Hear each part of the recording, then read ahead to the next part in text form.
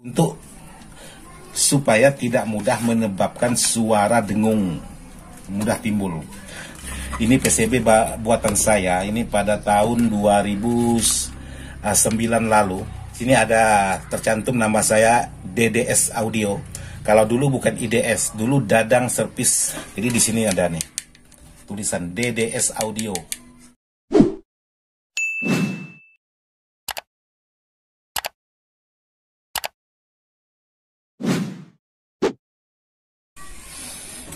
Oke, buat sahabat-sahabat, sekarang saya lanjut untuk merubah sebuah power ini yang awalnya menggunakan kit driver ini, dan untuk di bagian transistornya juga menggunakan seperti ini.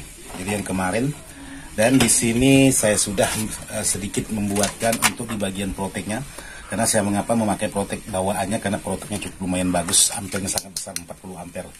Dan di sini juga sudah saya buatkan untuk di bagian final belakangnya, maksudnya di bagian terminal speaker belakang. Jadi ini tinggal dipasang seperti ini, di sini posisinya. Seperti ini sudah saya buatkan. Dan untuk di bagian input juga sudah saya buatkan penguat sinyal seperti ini. Jadi buat sahabat-sahabat yang mau mendapatkan penguat sinyal seperti ini, silahkan masuk di Tokopedia atau di aplikasi Shopee juga ada Tokopedia yang barang-barang buatan saya seperti ini. Jadi ini tinggal pasang di sini di bagian belakang ini. Dan sekarang saya ingin membuat atau ngerubah di bagian patensio. Di sini untuk patensio ini, jadi sedikit gambaran buat sahabat-sahabat, karena saya di sini melihat ada patensio B50K dan di sini ada B10K. Nah, kalau bisa untuk di bagian patensio jangan sahabat bedakan untuk di bagian kilonya. Ada baiknya sahabat samakan, kalau memang mau memakai 10, sahabat pakai 10. Kalau memang mau memakai yang 50, harus pakai 50. Karena kenapa? Bisa menyebabkan suara timpang sebelah. Jadi, mungkin contohnya, mungkin volumenya yang satu jam 12, kemungkinan yang satunya itu mau jam 1 atau jam 2. Angkatannya baru suaranya seimbang. Jadi buat sahabat-sahabat ada baiknya sahabat-sahabat menggunakan dengan kilonya yang sama untuk di bagian patensio. Jadi untuk di bagian depan lampu akan saya aktifkan semua. Jadi di sini akan ada lampu power, lampu protek dan lampu sinyal juga saya aktifkan semua. Dan untuk di bagian, kembali lagi di bagian transistor akan saya ganti menggunakan heatsink yang lebih panjang. Jadi saya menggunakan heatsink seperti ini. Ini menggunakan 2 set per mono, tapi akan saya buat per mononya 4 set. Jadi untuk di bagian transistor final ini, sebelahnya saya menggunakan Toshiba, sebelahnya saya menggunakan Sanken bawaan ini, biar mantap. Dan untuk di bagian patensio volume akan saya buat menggunakan PCB ini, PCB lubang atau PCB IC, supaya tidak kelihatan sembraut seperti ini. Nah, ini menggunakan campuran kabel. Sekarang saya ingin buat posisinya seperti ini dan dilengkapi langsung dengan lampu. Jadi buat sahabat-sahabat yang ingin menyaksikan pembuatan patensio ini ke papan PCB ini, sahabat bisa saksikan di channelnya Serba Elektronik. Jadi di sana akan saya buatkan cara pembuatan sebuah patensio menggunakan PCB ini. Oke, buat sahabat-sahabat, Ismail Dadang, sekarang kita next untuk pembuatan papan PCB ini. Oke, sekarang kita lanjutkan setelah selesai pembuatan papan PCB ini. Oke, buat sahabat-sahabat, jadi ini sudah saya buat menggunakan papan PCB bolong. Jadi di sini sudah ada lampu power dan patensionya. Di sini tinggal pasang. Jadi seperti ini di bagian depan. Dan ini untuk kabel input saya menggunakan kabel kanare supaya tidak mudah dengung. Sedangkan untuk yang masuk ke powernya ini saya menggunakan kabel head yang warna putih, ini yang biasa. Dan terhubung langsung ke bagian penguat input atau penguat sinyal. Jadi sudah saya solder di bagian outputnya. Jadi untuk pertanyaan sahabat-sahabat tentang penguat sinyal ini menggunakan tegangan berapa volt, itu biasanya saya mengambil tegangan langsung dari PSU utama. Jadi maksudnya langsung dari elko powernya. Jadi untuk penguat sinyal ini bisa memakai tegangan sampai 90 volt, karena di sini sudah saya pasangi R untuk menghambat tegangan besar menjadi tegangan 12 atau 15 volt. Jadi sahabat-sahabat tidak perlu khawatir untuk membuatkan regulator tambahan. Jadi seperti ini sudah saya buatkan, tinggal saya solder untuk di bagian tegangan masing-masing. Cuman untuk penyolderan ini perlu sahabat perhatikan jangan sampai ketukar antara tegangan min dan plusnya, karena kalau ketukar antara tegangan plus dengan minnya itu tanpa ampun. Jadi tidak ada ampun, otomatis yang langsung bermasalah ialah di bagian dioda Zener ini, kiri dengan kanan dan IC-nya itu langsung KO. Perlengkapan sebuah power ini, karena di sini sudah PSU sudah saya buatkan, untuk di bagian input sudah saya buatkan, untuk di bagian potensio atau volume depan juga sudah saya buatkan. Jadi untuk membuat seperti ini, karena sudah saya paskan untuk di bagian lubang, jadi seperti ini.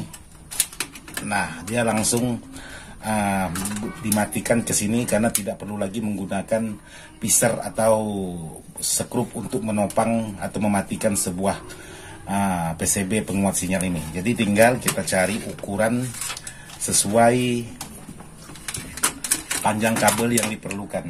Jangan terlalu panjang, jangan terlalu pendek. Kalau terlalu panjang juga tidak bagus.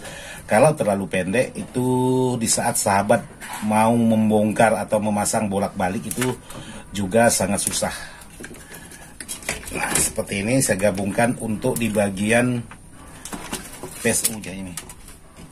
Yang penting pemasangan sahabat perhatikan jangan ada yang ketukar antara tegangan min dan plusnya. Karena kalau ketukar itu antara tegangan min dan plus, bisa dinyatakan tidak ada ampun untuk sebuah perangkat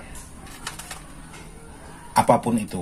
Jadi untuk elektronik itu antara kutub min, kutub plus itu harus benar-benar pas. Nah, seperti ini.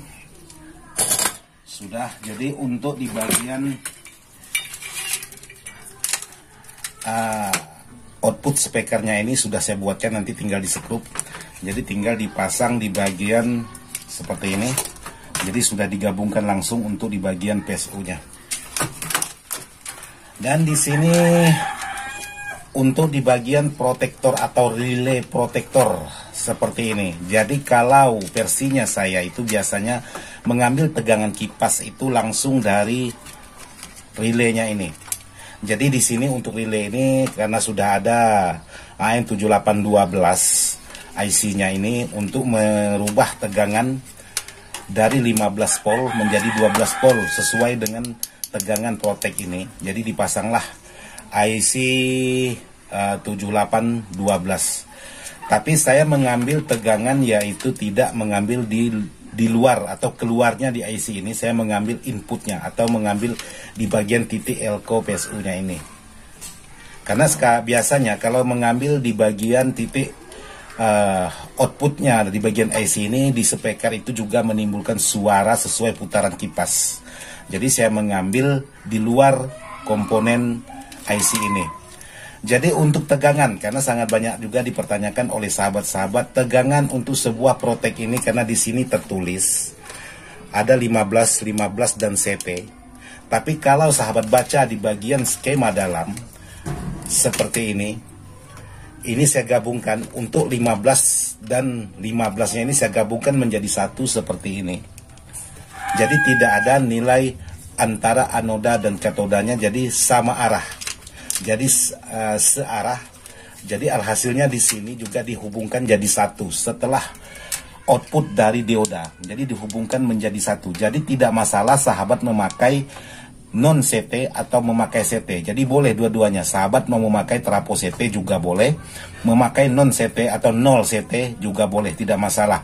Atau seperti saya ini menggunakan 0 CT supaya ampere dioda ini menjadi besar, saya menggabungkan dua kaki dioda antara 15 dan 15 itu saya gabungkan. Karena ini sangat banyak sekali dipertanyakan sahabat. Jadi sahabat bisa baca skema keluarnya dari dioda. Jadi di sini digabungkan menjadi satu seperti ini. Mungkin bisa sahabat perhatikan untuk di rangkaian dioda ini atau power supply-nya. Jadi untuk kipas saya mengambil di bagian kaki outputnya dioda dan ke ground atau ke CT seperti ini, karena di sini ada CT-nya. Karena di sini juga ada tulisan fan, tapi fan ini mengambil setelah keluar dari IC regulator ini, tapi saya tidak mau mengambil setelah keluar dari IC regulator ini. Saya akan mengambil sebelum masuk ke IC regulator ini, supaya tujuannya tidak berisik di bagian suara speakernya. Jadi seperti ini sudah saya buatkan untuk di bagian protect. Jadi ini untuk di bagian yang langsung terhubung ke bagian power, sama antara L dan L, dan ini masuk ke bagian terminal belakang. Jadi sudah saya buatkan seperti ini, yang terhubung langsung ke bagian ini. Jadi lanjut ke bagian tegangan untuk di bagian penguat sinyal input. Jadi untuk ground sebuah perangkat seperti ini, sahabat harus menggunakan kabel yang sedikit lebih besar dari kabel tegangan ini, supaya tidak mudah menyebabkan suara dengung, mudah timbul. Jadi kalau sahabat menggunakan kabel untuk di bagian ground atau CT-nya ini menggunakan kabel lebih kecil daripada tegangan ini, kemungkinan bisa menyebabkan suara dengung untuk di bagian powernya.